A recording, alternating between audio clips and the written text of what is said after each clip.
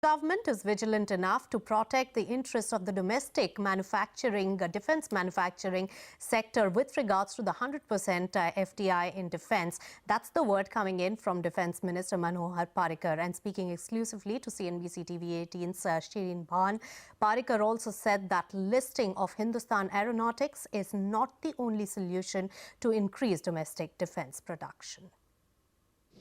As per the Constitution, the right and the authority of selecting cabinet minister or his MOS teammate is entirely with the Prime Minister in case of national government, and in case of state government entirely with the Chief Minister.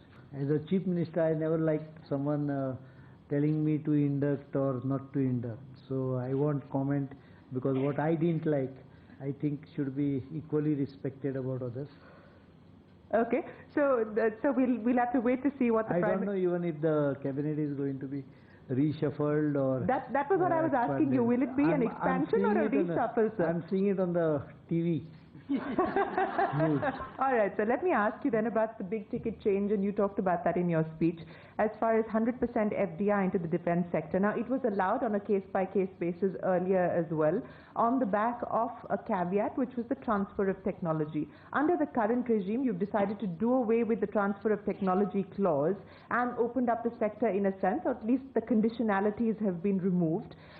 How significant is this move going to be, and what does this finally mean for Make in India? Because there's one aspect of concern that the domestic industry is raising, that earlier perhaps companies would have been forced to forge joint ventures, but now you can come in on the 100% FDI route, and hence the Make in India aspect, at least as far as the domestic manufacturers are concerned, may be impacted. Actually, this fear should not have been expressed in defense at least. Whereas I agree that this kind of 100% FDI may have impact in other sectors.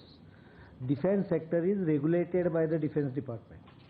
So I regulate what I am going to buy. Now the new Defense DPP 2016, the most important aspect which we have done is we have listed priorities, 1, 2, 3, 4 like that. Buy global is the last priority, and first priority is IDDM, that means indigenously designed, developed and manufactured.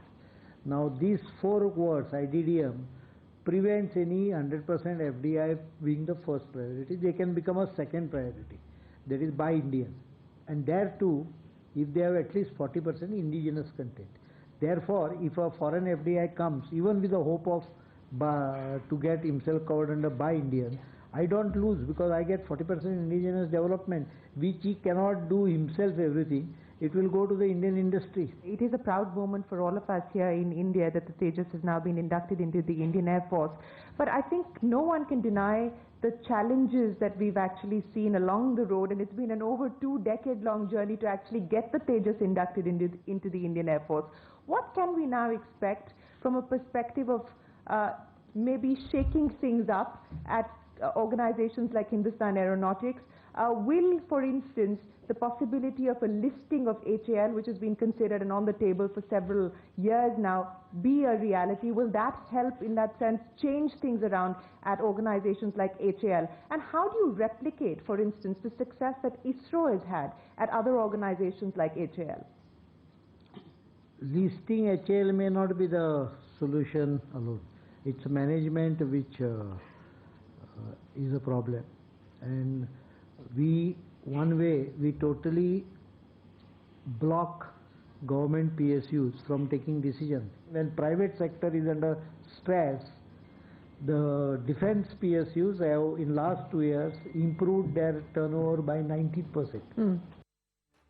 And you can catch the entire conversation today at 6:30 p.m. only on CNBC-TV18.